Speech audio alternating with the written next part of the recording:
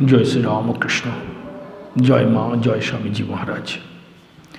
गोविंदम गोकुलानंदं गोपालं गोपीवल्लभं गोवर्धनं धरं धीरं तं वन्दे गोमतिप्रियं नारायणं निराकारं नरवीरं नरोत्तमं नृसिंहं नागनाथं च तं वन्दे नरकान्तकम्। जय माँ, जय श्री रामकृष्ण, जय स्वामीजी महाराज। आज एक विशेष तिथि, जगतेर मायेर आविर्भाव तिथि। এই জগতের মা কে? যিনি জগৎ প্রসবিনী, শাস্ত্রে তো তাই বলছে। তাহলে তিনি কে? এরকম একটা দান্দিক চিন্তা আমাদের মনে সবসময় আসে। আমরা জানি বেদ বেদান্তাদি অনন্ত শাস্ত্র, শ্রী শ্রী চণ্ডী, শ্রীমদ্ ভাগবতম ইত্যাদি, শ্রীমদ্ ভগবদ্ গীতা শাস্ত্রের নানা দিক উন্মোচন করেছে। ভগবানের নির্দেশ রয়েছে কি করবে কি করবে না। শ্রী শ্রী চণ্ডীতে শক্তির নির্দেশ রয়েছে। এই সমস্ত আমরা বহু যুগ ধরে, বহু যুগ আস্বাদন করছি, পঠন পাঠন করছি, আলোচনা করছি। আচ্ছা, সত্যি কথাটা বলুন তো, এই এত শত পড়ে, এত শত জেনে প্রকৃত শান্তি কি আমাদের মনে আসছে? উত্তর দেওয়ার দরকার নেই, আমরা উত্তরটা জানি। তার অন্যতম কারণ কি জানেন?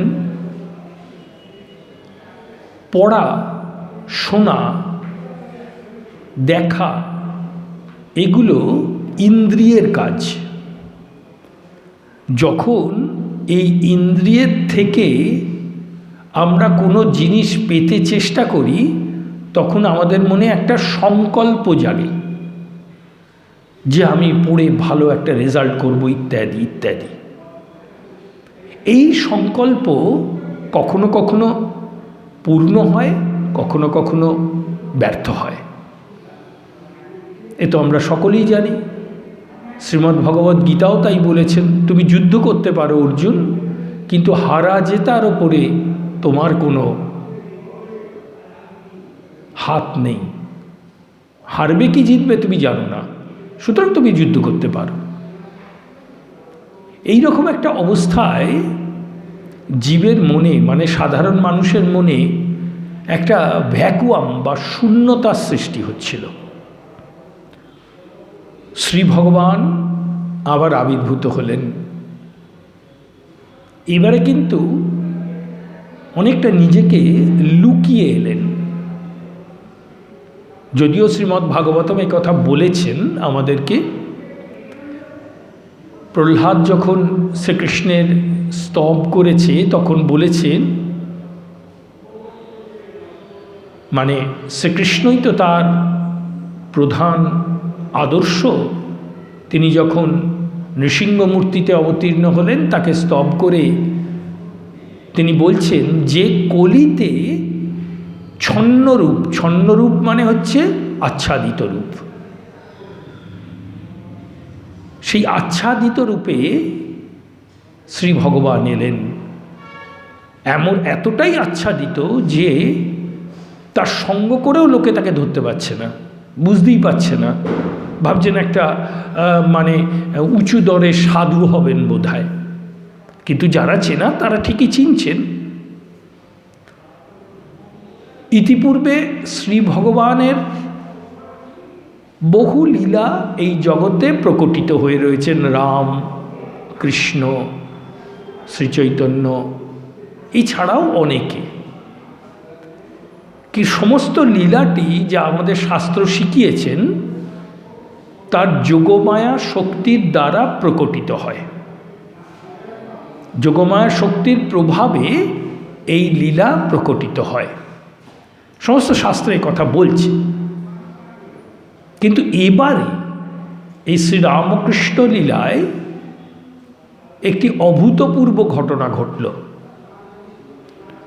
আমরা শ্রীরামকৃষ্ণ কথামৃতে এমন কিছু কিছু তত্ত্ব পাই যেগুলি ইতিপূর্বে আমরা ঘটতে দেখিনি। শাস্ত্রে ছিল কিন্তু ঘটতে দেখিনি। সেটাও কিন্তু বড় কথা নয়, জানেন। শ্রী ভগবান ইচ্ছে করলে তো অনেক কিছুই করতে পারেন, কিন্তু এবারে যেটা ঘটল সেটা হচ্ছে শ্রী ভগবানের লীলা এবারে শক্তির লীলায় রূপান্তরিত হলো। এখন অনেকের মনে জাগতে পারে এই শক্তি শব্দটা সম্বন্ধে তাদের মনে কিছু একটা সংশয় ইত্যাদি জাগতে পারে, কিন্তু শাস্ত্র কিন্তু বলেছেন শক্তি ছাড়া কিন্তু ব্রহ্মের কোনো প্রকাশ নেই, এমনকি তার লীলারূপও প্রকাশিত হয় না। তো সেই এবারে এই শক্তির লীলা জগতে প্রকটিত করার জন্যে শ্রী ভগবান নিজের লীলাকে সংহত করলেন, মানে যাকে আমরা সংক্ষিপ্ত বলি। কেন কেন এটা করলেন? তিনি তো নিজেই সব করতে পারেন, তাহলে এটা করার কারণ কি? দেখুন, সময় যত এগোচ্ছে তত জীবের আভ্যন্তরীণ শক্তিটা কমে যাচ্ছে। কলির এটাই কিন্তু নিয়ম। আমি এই বিষয়ে বিশদ আলোচনায় যাব না, তাহলে আমরা মূল আলোচনা থেকে দূরে সরে যাব। ক্রমাগত শক্তি আমাদের কমছে। এই অবস্থায় শ্রী ভগবান একটা জিনিস বুঝতে পেরেছেন যে যারা সাধন ভজন করছে বা যারা করছে না তাদের অবস্থার মধ্যে খুব একটা পার্থক্য হচ্ছে না। শুধু একটাই পার্থক্য হচ্ছে, যারা সাধন ভজন করছেন তাদের অন্তরে তাকে পাবার একটা আকাঙ্ক্ষা জন্মাচ্ছে, আর যারা করছে না তারা সম্পূর্ণ মায়ার দ্বারা আবিষ্ট হয়ে রয়েছে। চৈতন্য চরিতামৃত আমাদের শুনিয়েছেন এই কথা, কৃষ্ণ বলি সেই জীব অনাদি বহির্মুখ, অতএব মায়া তারে দেয় সংসার দুঃখ। এটা কিন্তু শ্রী ভগবান জানেন। আবার কি জানেন, এরম বলা হয় মৃগী রুগীরা জল বেশি খেতে ভালোবাসে, কিন্তু জলটা খেলে তার কিন্তু অপকার। আমাদের হচ্ছে সেই অবস্থা। আমাদের যেটা তিনি বারণ করছেন, যেটা করা উচিত নয়, সেটাই আমরা বেশি করে করছি। সুতরাং এমন একটা কিছু করা দরকার যেটা আমাদের রক্ষা করতে পারে বিনা শর্তে। শ্রীমদ্ ভগবদ গীতায় তো শ্রী ভগবান বলেই দিলেন, সর্বধর্মান পরিত্যাজ্য মামেকং শরণং ব্রজ। সব কিছুকে পরিত্যাগ করে আমাকে শরণাগত হতে হবে, তাহলে আমি তোমাকে সমস্ত পাপ বা সমস্ত কর্মফল থেকে মুক্ত করব। ওরে বাবা, এটা একটা ভয়ঙ্কর কর্ম। কি ছাড়বো? ছাড়ার ব্যাপার শুনলেই তো আমরা ভয় পেয়ে যাব, তাই না? এই অবস্থায় শ্রী ভগবান আবির্ভূত হয়েছেন এবং জানেন যে কর্মটি তিনি নিজে জগৎকে করে দেখাতে পারবেন না, সেই কর্মটি করবেন তার অভিন্না শক্তি। তার মানে যেন এমন বুঝে বসবেন না শ্রীরামকৃষ্ণ শ্রী মায়ের থেকে একটু কম, তা নয়। যার যেটা কাজ, ওই যে শ্রীরামকৃষ্ণ কথামৃতে আছে না, বাবু বৈঠকখানায় বসে আছেন আর সমস্ত কাজটা গিন্নি সামলাচ্ছেন, মাঝে মাঝে এসে বাবুকে একটু বলে যাচ্ছেন, এইটা করা হলো, ওইটা করা হবে, এইটা করা হলো ইত্যাদি, সাক্ষী স্বরূপ। এবারে হচ্ছে সেই লীলা, শ্রীরামকৃষ্ণ লীলা সংক্ষিপ্ত হচ্ছে, কিন্তু সেটি অনন্তে বিস্তৃত হচ্ছে। পরাশক্তি, অভিন্না শক্তি, অভিন্ন শরীর, শ্রীঅঙ্গ শ্রী মায়ের দ্বারা। সেই শ্রী শ্রী মায়ের আজ আবির্ভাব তিথি। একটা হিসেব আছে, এত বছর ইত্যাদি, সেগুলো তো আপনারা সকলেই জানেন, সেটা কোনো কথা নয়। তাঁর এই আবির্ভাবের পূর্বেও তিনি অবস্থান করতেন এবং আমরা দেখব পরেও অবস্থান করছেন। সুতরাং আবির্ভাব তিথিটা একটি মঙ্গলক্ষণ। মঙ্গলক্ষণ বলতে কি বোঝায়? যে ওই সময়টা তার স্মরণ মনন, ধ্যান ও চিন্তন প্রশস্ত, অর্থাৎ সেই সময় তাকে স্মরণ করলে সকলের অন্তরে কালিমা চলে যায়। যেমন ধরুন না কেন, অষ্টমীর দিন আপনারা পুষ্পাঞ্জলি দেন কেন? কেন সন্ধি পুজোয় এত ঘটা করে সেখানে থাকার প্রয়োজন হয়? কারণ ওইগুলি হচ্ছে ক্ষণ। কেন জন্মাষ্টমী তিথিতে রাত্রির 12টার সময় অভিষেক হয় বলুন, তাই না? এই যে ভগবান যিশুর আবির্ভাব দিন গেল, সেই আবির্ভাব দিনটায় কেন 12টার সময় সেটা পালিত হচ্ছে? কারণ ওটা হচ্ছে ক্ষণ। আজকে সেই তিথি বা ক্ষণ। তিনি জগতের কল্যাণময়ী, জগতে অভয়দাত্রী, জগতের এক এবং অদ্বিতীয় ধারিকা শক্তি, সেই শ্রী শ্রী মা। শ্রী রামকৃষ্ণ শ্রী শ্রী মা সম্বন্ধে অনেক কথা অনেক জায়গায় উল্লেখ করেছেন। যেমন একটা বলছেন ছাই চাপা বেড়াল, এটা তো আপনারা সকলেই শুনেছেন। এর অর্থ কি? একটা বিড়ালের গায়ে যদি ছাই ঢেলে দেওয়া হয় তাহলে তার প্রকৃত বর্ণ বোঝা যায় না। একে বলা হচ্ছে ছাই চাপা বেড়াল। সে কি রঙের এটা বোঝা যায় না, প্রকৃত রঙটা কি। শ্রীরামকৃষ্ণ কি বোঝাতে চাইলেন এই অপূর্ব কথাটি দিয়ে? পরে অবশ্য নিজেই বলে দিয়েছেন। বলছেন এবারে ও রূপ লুকিয়ে এসেছে। কেন? তার ওই রূপ দর্শন করে কারুর মনে যেন কোনো কুচিন্তা না আসে। ভাবে দেখুন, আমাদের মনের দুর্বলতা সম্পূর্ণরূপে তিনি জানেন। সেই কারণে এমনভাবে রূপ ঢেকে এলেন যাতে করে তাকে যেন কেউ চিনতে না পারে। শ্রীরামকৃষ্ণ আমরা তার জীবনী আস্বাদন করে এবং কথামৃত পাঠে জানতে পারি তিনি মুহুর্মুহুর সমাধিস্থ হতেন। মুহুর্মুহুর ভাব সমাধি, নির্বিকল্প সমাধি মুহুর্মুহুর হতো। কিন্তু যার আধারে তিনি লীলা করছেন সেই স্বয়ং জগজ্জননী শ্রী শ্রী মা, তিনি কিন্তু সমাধি পর্যন্ত সম্পূর্ণরূপে অবদমিত রাখতেন। কি ভাব সমাধি, কি নির্বিকল্প সমাধি। দুটি উদাহরণ আমরা নিতে পারি। বাগবাজারে বলরাম মন্দির তো আপনারা সকলেই দেখেছেন। বলরাম মন্দিরের কাছেই কিরণ দত্তের বাড়ি আজও আছে। এই কিরণ দত্তের বাড়িতে একবার একটি কীর্তনের উৎসব দেয়া হয়েছে। স্বভাবতই তার উল্টো দিকেই তখন মা থাকতেন।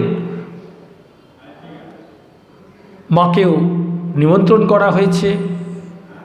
গোলাপ মা, যোগিন মা মাকে নিয়ে এসছেন। মা কীর্তনাদি শ্রবণ, অনেক বড় ঘটনা, কীর্তনাদি শ্রবণ করতে করতে ভাবাবিষ্ট হয়ে গেলেন। মনটি তার চলে গেল সেই বৃন্দাবনে এবং এতটাই গভীর ভাব তার হয়েছিল যেটা দেখে যোগিন মা এনারা বুঝতে পেরেছিলেন মাকে কোনো রকমে মুখে একটু কিছু দিয়ে তাকে নিজের বাড়িতে ফিরিয়ে নিয়ে যাওয়া হয় এবং সেই রাত্রি আর ভাব উত্তরণ হয়নি। এরকম ঘটনা কিন্তু খুব কম। আরেকবার আশুতোষ মিত্র মহাশয় তিনি লিখছেন, কোঠারে আছেন মা। কোঠারে সেবার জন্যে আশুতোষ মিত্রও আছেন, আশুমিত্তির। এবং সেই কোঠারে বলরামবাবুর বাড়িতে যেখানে আছেন তা একটা 2 মহল, বাইরের মহলে সব ওই পুরুষরা আছে, ভেতরের মহলে মহিলারা আছেন, নারীরা আছেন, স্বভাবতই মাও আছেন।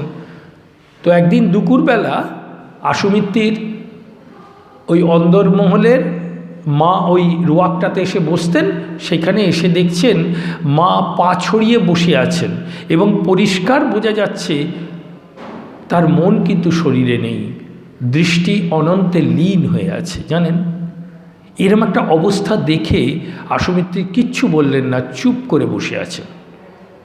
বেশ কিছুক্ষণ বাদে মা সেই অবস্থা থেকে উত্তরণ ঘটল এবং মা তখন আশুকে দেখে বলছেন, বাবা কখন এলে?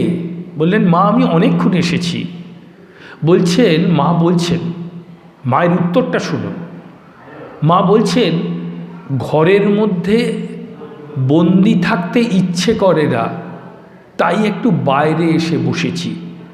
স্বাভাবিক কথা, স্বাভাবিক ভাবে বলা। শ্রীরামকৃষ্ণ কথার মধ্যে কিছু আলংকারিক অর্থ থাকত, এখানে কিন্তু একদম সাদা মাটা কথা। সত্যি তো, ঘরের মধ্যে থাকতে চান না, ওই জন্যে বাইরে এসে ওই দাওয়াতে বসেছেন। প্রকৃত অর্থটা কি তাই? ঘর কি?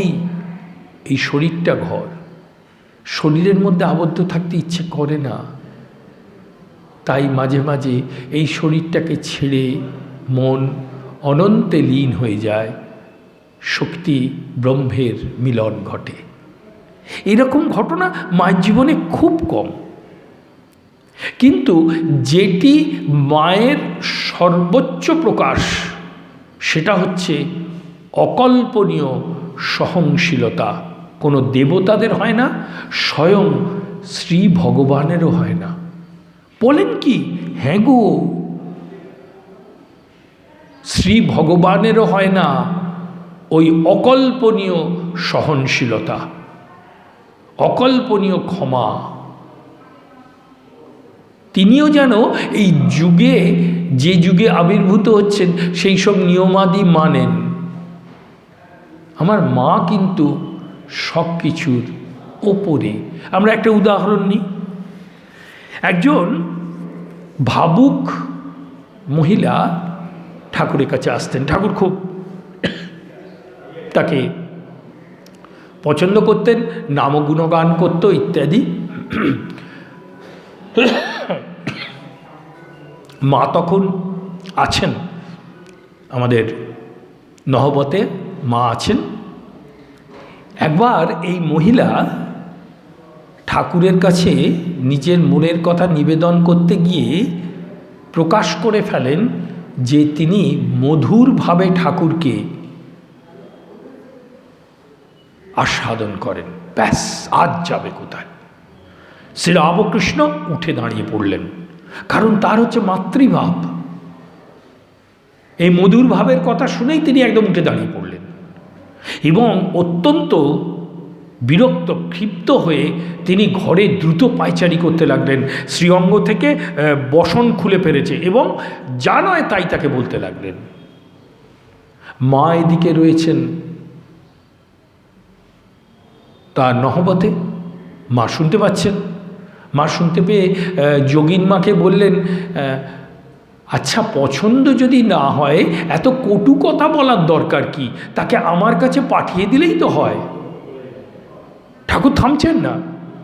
এই অবস্থায় যোগীন মাকে দিয়ে মা ওই মহিলাকে নিজের কাছে ডেকে আনালেন। তার মাথায় হাত বুলিয়ে দিয়ে বললেন, মা উনি এসব পছন্দ করেন না, তা তুমি ওনার কাছে যাচ্ছ কেন? আমার কাছে এসো। বুঝতে পারছেন মায়ের ব্যাপ্তি? এটি কিন্তু শ্রীরামকৃষ্ণ নিজে বলে গেছেন সুন্দর একটি উদাহরণ দিয়ে। বলছে, ছোট ডোবায় যদি হাতি নাবে তোলপাড় হয়ে যায়, আর যখন বড় সায়রে, সায়র মানে একবারে সেই মানে এরকম জলাশয় এখন কোথায় আছে ঠিক বলতে পারবো না, মানে দিঘিও নয়, মানে 10টা দিঘি এক করলে হয় একটা সায়র, এত বিশাল, এপার ওপার দেখা যায় না। বলছেন সায়রে যদি হাতি নামে কিচ্ছু বোঝা যায় না। ভাবহস্তি যদি ওই ছোট শরীরের মধ্যে, এমনকি শ্রী ভগবানের অনন্ত শরীরের মধ্যেও যদি প্রবেশ করে, তাহলেও সেটা কিন্তু তোলপাড় করে, কিন্তু শ্রী শ্রী মার ভাব কিন্তু বোঝা যেত না। এটাই হচ্ছে তার প্রকৃত শক্তির সত্তা। কিন্তু এই লীলাতে তিনি মাতৃভাবকে জগতে প্রতিষ্ঠিত করলেন। কিরমভাবে করলেন? শ্রী শ্রী মা বলছেন, জগতে কি মা ডাক ছিল? বললেন হ্যাঁ, এর আগে তো মা ডাক ছিল। তাহলে এই কথা বললেন কেন? ভেবে দেখুন, তখন কিন্তু মা ডাকটি সার্বজনীন রূপে ছিল না। সার্বজনীন সকলে মা বলে ডাকবে এমন ছিল না। কারণ যারা সমস্ত মাতৃ সাধক ছিলেন, যেমন ধরুন রামপ্রসাদ, কমলাকান্ত, এনারা সবাই শ্রী রামকৃষ্ণের আবির্ভাবের পূর্বে এবং তার আগে মাতৃ সাধন সকলে করেছেন, কিন্তু সার্বজনীন হয়নি। অর্থাৎ মা বলে কোলে ঝাঁপিয়ে পড়ার মতো একটা অবস্থা বা একটা আশ্বাস তখনও সৃষ্টি হয়নি। সেই জন্যই শ্রী শ্রী মা বলছেন যে মা ডাক কি এর আগে ছিল? তিনি তো এসে মা ডাক শেখালেন। আরেকদিন রাসবিহারী মহারাজকে বলছেন, সেই মাতৃভাব জগতে প্রতিষ্ঠা, প্রকাশ এবং ছড়িয়ে দেবার জন্যে তিনি আমাকে রেখে গেছেন। কি মাতৃভাব? কি সেই মাতৃভাব? মাতৃভাবের অর্থ কি? দেখুন, সন্তানের সঙ্গে মায়ের যে সম্পর্ক, এর মধ্যে কিছুমাত্র সংশয় নেই, কিছুমাত্র বাধ্যবাধকতা নেই, কিছুমাত্র সংকোচ নেই। সন্তান মায়ের কাছে সম্পূর্ণরূপে ধরা দিতে পারে, যেটা জগতে আর কারুর কাছে সে পারে না। মহাভারতের একটা ঘটনা আছে, জানেন তো? যখন আমাদের দুর্যোধন ভীমের সঙ্গে যুদ্ধ করবে, পরিণতিটা জানেন মা গান্ধারী।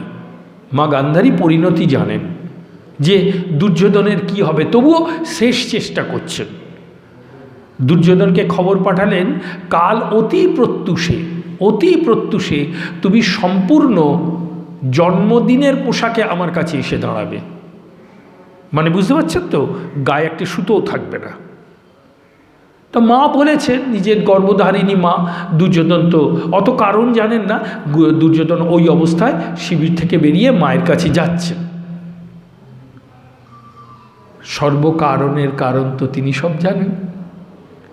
তিনি সামনে দাঁড়িয়ে পড়লেন। এ কি? সে তো খুব লজ্জা পেয়ে গেছে। বলছি, এ কি, তুমি এইভাবে যাচ্ছ? বলছে মা বলেছে। বলে মা বললেও তবুও তোমার এই রকম করে যাওয়াটা ঠিক নয়। তখন তিনি একটা কচু পাতা দিয়ে লজ্জাস্থান ঢেকে ফেললেন। ওই অবস্থায় গিয়ে মায়ের কাছে দাঁড়ালেন। মা গান্ধারী তখন চোখের বাঁধনটা খুলে ফেলে পুত্রের দিকে তাকালো, এবং যে জায়গাটা ঢাকা আছে সেই জায়গাটা ছাড়া শরীরের সমস্ত অংশ দুর্বেদ্য করে দিল। সেইখানে ভীম আঘাত করে তাকে কোনো মাত্র বিচলিত করতে পারেনি। একটি মাত্র স্থান রয়ে গেল উন্মুক্ত। মা বললেন, এ কী করেছো তুমি? তখন শ্রীকৃষ্ণের কথা বললেন। বলার সঙ্গে সঙ্গে গান্ধারী বুঝলেন কারণটা কি। মায়ের কাছে কিন্তু সন্তানের সংকোচ নেই। ইনি অর্থাৎ আমার মা, শ্রী শ্রী মা, তার কাছেও কিন্তু কোনো সন্তান কখনো সংকোচ করেনি। কোনো সন্তান সংকোচ করতো না। বিশেষ করে আমরা যখন রাসবিহারী মহারাজের লেখা পড়ি, যখন আমরা আশুমিত্তিরের লেখা পড়ি, দেখতে পাই মায়ের কোনো সংকোচ নেই। এবং তারা মার কাছে যা হোক কিছু চাইতে পারত।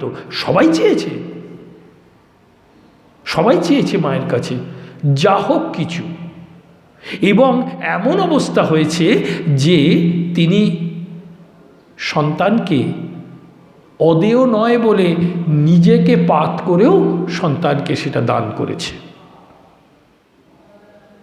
কিরম জানেন, একবার মা খুব অসুস্থ ছিলেন দেশে, মানে জয়রামবাটিতে।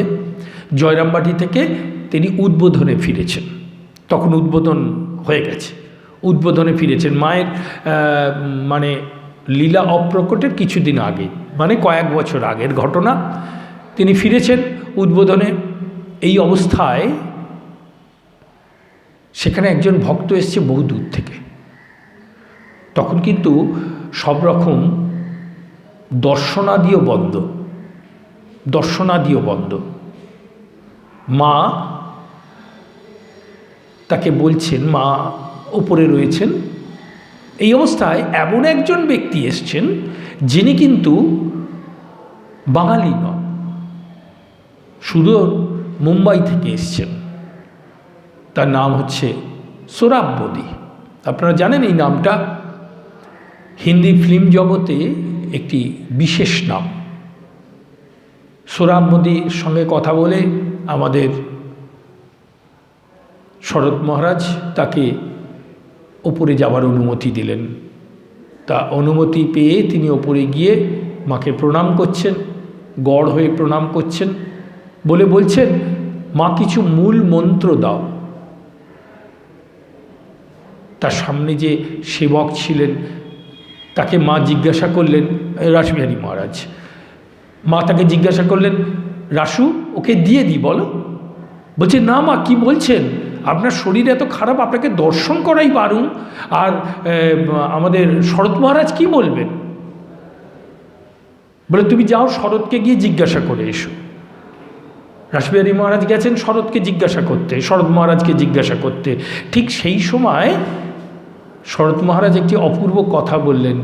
বলছে, তুমি আমি বাধা দেবার কে গো, স্বয়ং জগজ্জননীর এক বিশেষ কাউকে মন্ত্র দেবার ইচ্ছে হয়েছে। রাসবিহারী মহারাজ ওপরে উঠে দেখেন ততক্ষণে আসন টাসন পাতা হয়ে গেছে এবং জল টল মানে গঙ্গা জল ইত্যাদি নিয়ে তিনি একদম প্রস্তুত।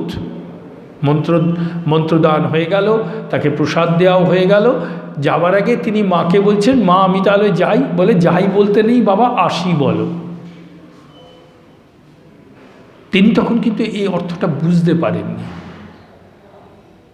বহুদিন বাদে, সেটা 60-এর দশক, 1960, 50 কি 60-এর দশক। তখন খুব অসুস্থ সোহরাব মোদি, খুব অসুস্থ, মানে আর কি আর শরীর থাকবে না। এই অবস্থায় বম্বের রামকৃষ্ণ মিশনের একজন মহারাজ তার সঙ্গে দেখা করতে গেছেন। মায়ের সন্তান তো, দেখা করতে গেছেন। তো দেখা করতে গিয়ে বলছে, আপনি কি কিছু বলবেন? তখন অল্প চোখ খুলে বলছে, হ্যাঁ বলবো। মা আমায় বলেছিলেন, যাই বলতে নেই বাবা, আসি বলো। তখন বুঝতে পারিনি, জানেন, এখন বুঝতে পারছি। মার কাছ থেকে চলে আসা যায় না, মার কাছে সব সময় ফিরে আসতে হয়। আমি এখন মার কাছে যাচ্ছি, ভাবতে পারছেন? এই হচ্ছে মাতৃকৃপা। এই একই রকম ঘটনা জয়রামবাটিতে আছে, জানেন।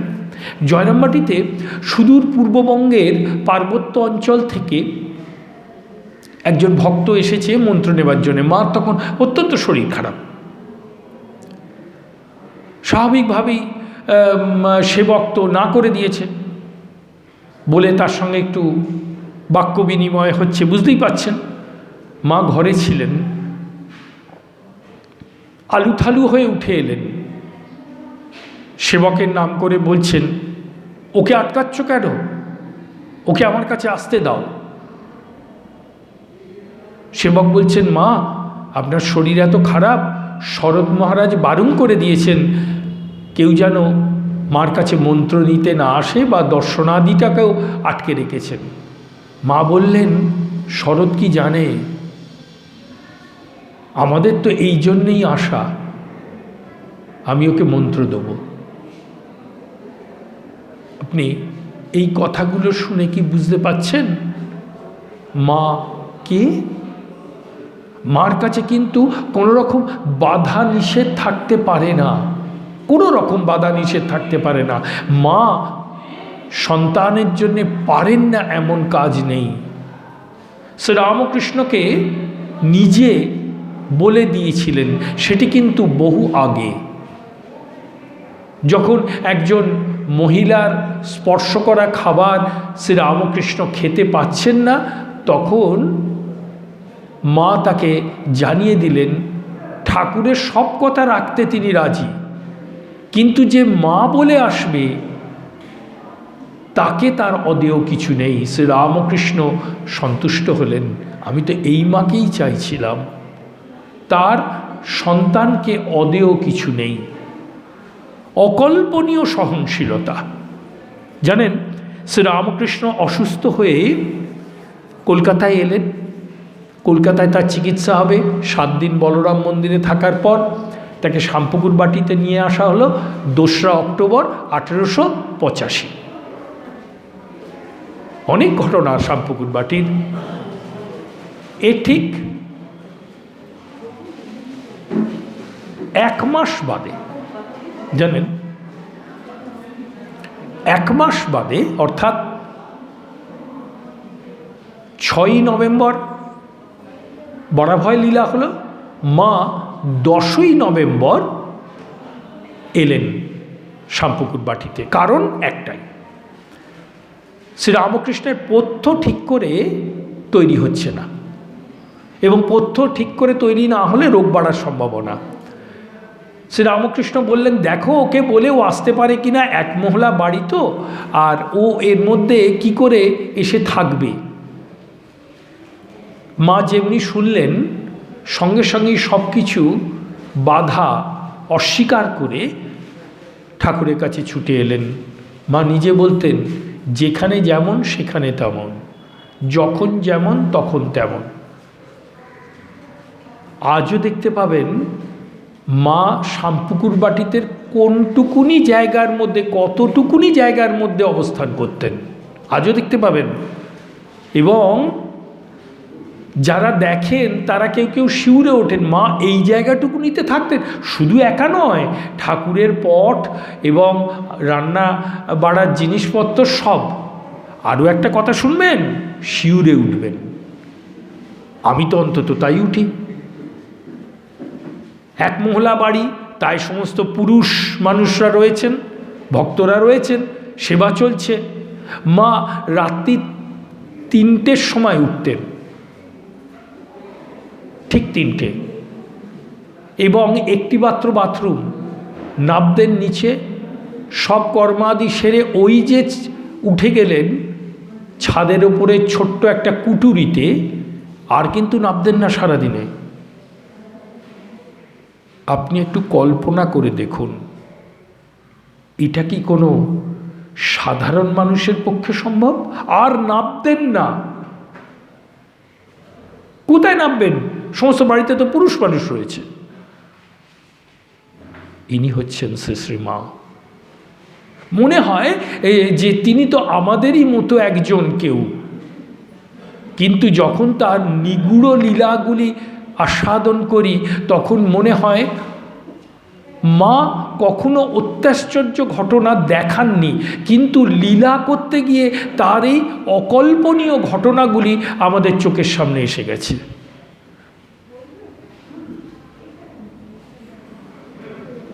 মা অন্তর্যামী। জানেন, পুরাণে শ্রী রাধিকাকে বলা হয়েছে কৃষ্ণ প্রাণাধিকা, কৃষ্ণের প্রাণের অধীশ্বরী তিনি। অর্থাৎ শ্রীকৃষ্ণের অন্তরে যে ইচ্ছা জাগবে সেটি কিন্তু সর্বাগ্যে শ্রী রাধিকার অনুভূত হবে। শাস্ত্রের অনেক প্রমাণ আছে। ঠাকুরের কাছে এমন অনেকে আসতেন, যেমন তার মধ্যে অনেক ত্যাগী সন্তান। সারদা মহারাজ, শ্রীমৎ স্বামী ত্রিগুণাতীতানন্দজি মহারাজ, তার বাড়িতে পছন্দ করতেন না শ্রী রামকৃষ্ণের কাছে আসেন, কিন্তু তিনি আসতেন। এবং একদিন ঠাকুর তাকে বলছেন যে দেখ, তুই ওই নহবতে যে আছে তার কাছ থেকে ফেরার ভাড়াটা নিয়ে নিস। নহবতে কে থাকে এই কথা তো তিনি সেরকমভাবে বুঝতে পারছেন না, তাই তাকে বোঝাবার জন্য বলছেন অদ্ভুত সুন্দর কথা, রাধারানীর থেকে বড় কেউ হয় না রে, তিনি সাক্ষাৎ রাধারানী, সাক্ষাৎ রাধারানী, এই কথা তিনি তাকে বুঝিয়ে দিচ্ছেন। এবার সারদা মহারাজ যখন গেলেন, দেখছেন নহবতের সিঁড়ির কাছে 1 আনা পয়সা রাখা আছে। পরে মাকে জিজ্ঞাসা করা হয়েছিল, ঠাকুর তো বললেন ওই অত দূরে নিজের ঘরে বসে, তো আপনি কি করে বুঝতে পারলেন? বলে উনি যে কথা বলেন আমি সেটা শুনতে পাই, এর বেশি তো কিছু বলা যায় না। বুঝতেই পাচ্ছেন, শ্রী রাধিকার অন্তরে শ্রীকৃষ্ণের যে কোনো ভাব প্রতিফলিত অনুভূত হতো, এটা আর কেউ জানতেন না, একমাত্র শ্রীকৃষ্ণ জানতেন, উদ্ধবকে বলেছিলেন। এটা শ্রী রামকৃষ্ণ জানতেন এবং তার সন্তানদের কিছু কিছু বলে দিয়েছিলেন। আবার একটা ঘটনা দেখুন, যখন কাশীপুরে রয়েছেন, শ্রী রামকৃষ্ণ খুব অসুস্থ এবং তার অপ্রকট লীলার আর বেশি দিন দেরি নেই। সেই সময় আমাদের যোগিন মা বৃন্দাবনে চলে যাবেন একটু সাধন ভজন করতে, ঠাকুরকে প্রণাম করতে এসছেন। ঠিক সেই সময় মা খাবার নিয়ে, ঠাকুরের পথ্য নিয়ে ওপরে এসছেন। যোগিন মা নিজের মনের কথা ঠাকুরকে জানিয়েছেন, জানানোর সঙ্গে সঙ্গেই ঠাকুর হাত দেখিয়ে বলছেন, আমাকে নয় গো, ওর কাছ থেকে অনুমতি নাও, ও যদি অনুমতি দেয় তাহলে কিন্তু আর কোনো চিন্তা নেই, তোমার ইচ্ছা পূর্ণ হবে। মা তো বললেন, কেন, তোমাকেই তো বলল, আবার আমি কেন? তা সত্ত্বেও শ্রী রামকৃষ্ণ যোগিন মাকে জোর দিয়ে বললেন, ওকে প্রণাম করে ওর কাছ থেকে অনুমতি নাও। এবার বুঝতে পারছেন, শ্রী রামকৃষ্ণ শ্রী শ্রী মায়ের ওপর একটি ভার দিয়েছিলেন। সেই ভার তিনি কিন্তু মুখে বলেছিলেন, আমি একা মেয়ে মানুষ কি করব, কিন্তু সেই ভার কিন্তু আজ পর্যন্ত বয়ে চলেছেন। শ্রীরামকৃষ্ণ জানতেন যে এটি কিন্তু তার পক্ষে সম্ভব নয়, তার যে শ্রীঅঙ্গে লীলা, এই শ্রীঅঙ্গের দ্বারা কিন্তু এই কর্ম করা সম্ভব নয়, এটা তিনি জানতেন। তাই তার অভিন্না শরীর শ্রীমাকে দিয়ে তার এই কর্মটি করিয়েছিলেন। সেটাও ওই অপ্রকট লীলার কিছুদিন আগে বলছেন শ্রী শ্রীমাকে, দেখো কলকাতার লোকগুলো দেখলুম পোকার মতো কিলবিল করছে, তুমি তাদের দেখো। কি অর্থ এই কলকাতার? কলকাতা তখন ভারতের রাজধানী। কলকাতা হচ্ছে এমনই একটি শহর যেখানে ভোগলিপ্ত মানুষরা আছে এবং ভোগের দিকে নজর থাকার ফলে তাদের অন্তরে কিন্তু ঐশ্বরিক চেতনা সম্পূর্ণরূপে সরে গেছে। এরা ওই পোকা বলতে যারা আর কি জন্ম, মৃত্যু, প্রজনন এইসব নিয়ে থাকে, এরা হচ্ছে পোকা। সেই জন্যে তিনি কলকাতাকে নির্দেশ করে পরবর্তীকালে এই কথা যখন বরদা মহারাজ জিজ্ঞাসা করলেন, বরদা মহারাজ যখন জিজ্ঞাসা করলেন, মা কলকাতা শব্দের অর্থ কি? স্বামী ঈশানানন্দজি, মা তখন আঙুলটা চারিদিকে ঘুরিয়ে দেখিয়েছিলেন একবার। সেটাই দেখুন কলকাতা। অর্থাৎ আমরা এই সভ্য জগতের মানুষ ভোগে এবং দুঃখে লিপ্ত হয়ে পোকার মতো, অর্থাৎ অতি নিকৃষ্ট জীবনযাপন করছি। আমাদের উপায় নেই, তাই মা কোলটা বাড়িয়ে দিয়েছেন। এই ভার স্বয়ং ভগবান তার পরাশক্তিকে দিচ্ছেন। ঘটনাটা কি জানেন? মা একদিন বলছেন জয়রামবাটিতে একজন প্রণাম করেছে, মায়ের অসহ্য জ্বালা হয়েছে পায়ে, তিনি জল দিয়ে ধুচ্ছেন। সেবক দাঁড়িয়েছিল, সেবক বলল এরপর থেকে আপনাকে পায়ে হাত দিয়ে কাউকে প্রণাম করতে দেবো না। মা বললেন বাবা ওটি করো না, আর শরৎকেও বলো না, তাহলে দর্শনই বন্ধ করে দেবে। তুমি ওটি করো না, আমাদের তো ওই জন্যেই আশা। এবার বুঝতে পারছেন? তিনি অন্তর্যামী। অন্তর্যামী শব্দের অর্থ যিনি মনের কথা বুঝতে পারেন, এটাই তো। আচ্ছা, এই অন্তর্যামিত্বের শাস্ত্রে একটি ব্যাখ্যা আছে। অন্তর্যামিত্বের ব্যাখ্যা হচ্ছে তার আদি নেই, তার অন্ত নেই। এটা হচ্ছে শাস্ত্রীয় ব্যাখ্যা। অন্য কেউ কিন্তু অন্তর্যামী হতে পারেন না, স্বয়ং ভগবান হচ্ছেন অন্তর্যামী, শক্তি হচ্ছেন অন্তর্যামী। এটি কিরম? যেমন ধরুন যখন ব্যাঙ্গালোরে আছেন, ব্যাঙ্গালোরে সেই দেশের বহু মহিলারা তাকে দর্শন করতে আসছে, তার কাছে মন্ত্রও নিচ্ছে, এবং সেবক বলছেন, আশুমিত্তির সেবক বলছেন যে আমি আশ্চর্য হয়ে যাচ্ছি, এই সমস্ত মহিলারা নিজেদের ভাষায় অনর্গল কথা বলে যাচ্ছেন, আর মাও বাংলায় অনর্গল কথা বলে যাচ্ছেন, অনর্গল, এবং তারা হাসছে, মাও হাসছেন। পরে মাকে আমি জিজ্ঞাসা করলাম, আচ্ছা মা, তোমার ভাষা তো ওরা বোঝে না, ওদের ভাষা তো তোমরা বোঝো না, তাহলে তোমাদের কথা বলতে কোনো অসুবিধে হচ্ছে না? তাত্ত্বিকরা কিন্তু এর ব্যাখ্যা দেবেন। ভাষা কি না মনের ভাব প্রকাশের মাধ্যম। আমরা মনের ভাবটা ভাষার দ্বারা প্রকাশ করি, কিন্তু যখন মনের ভাবটাই আদান প্রদান হয় তখন কি ভাষার দরকার হয়? তাদের ভাব মা গ্রহণ করছেন, মা নিজের ভাব তাদের দিচ্ছেন, সুতরাং ভাষার কোনো প্রয়োজন নেই। কত বড় সূক্ষ্ম তত্ত্বের প্রমাণ কত ছোট লীলার মধ্যে দিয়ে তিনি প্রকাশ করছেন দেখুন। মা শুধুই কিন্তু মা, মায়ের কিন্তু দ্বিতীয় কোনো সত্তা হয় না। তিনি জগৎ জননী, মানে দেবতাদেরও জননী, জীবেরও জননী, এবং যারা জীব নয় অর্থাৎ যারা মনুষ্যেতর প্রাণী তারও জননী।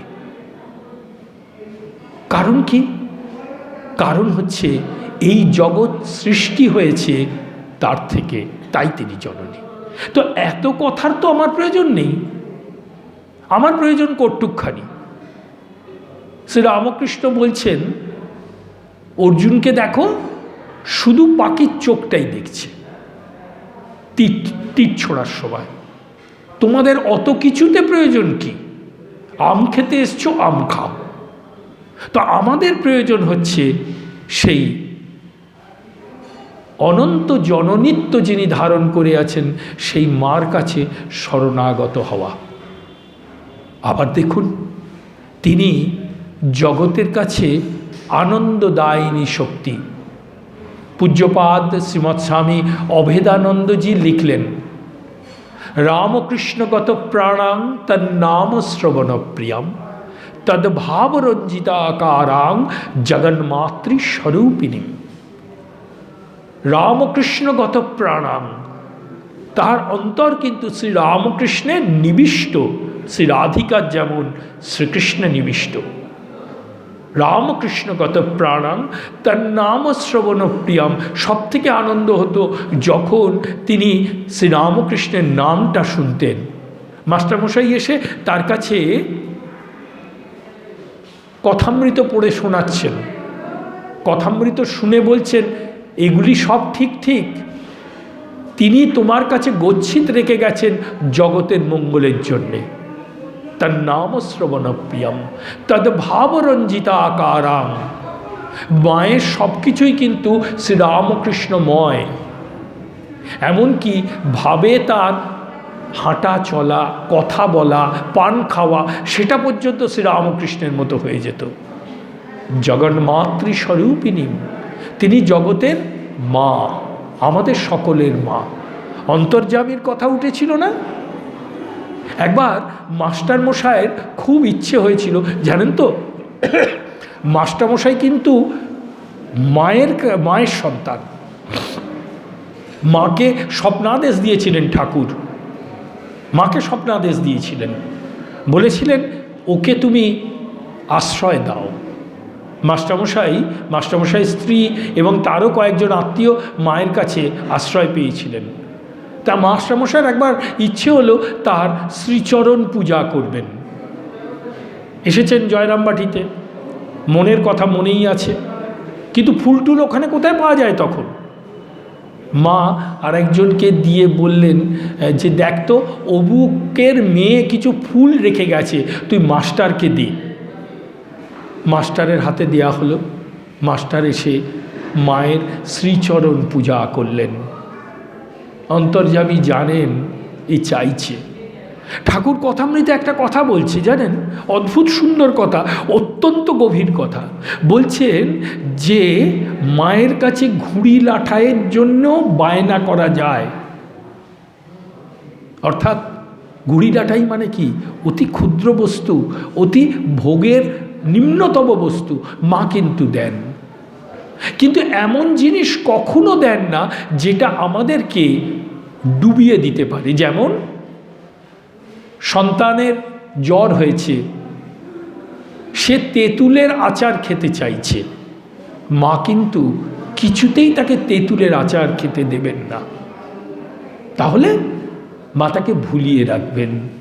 ঠিক তেমনি মায়ের কাছে এমন জিনিস আমরা যদি চাই যেটা আমাদের ক্ষতিকর, সেটা কিন্তু মা দেবেন না।